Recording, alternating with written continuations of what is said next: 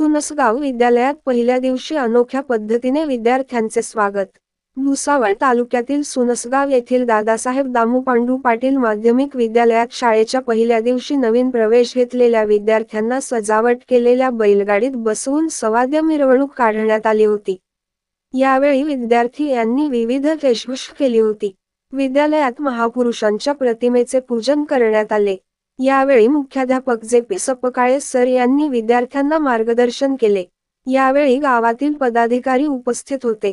या अनोख्या पद्धतीने विद्यार्थ्याचे स्वागत केल्याने ग्रामस्थांनी अभिनंदन केले आहे। जितेंद्र काटे, दिव्य महाराष्ट्र न्यूज, सुनसगाव।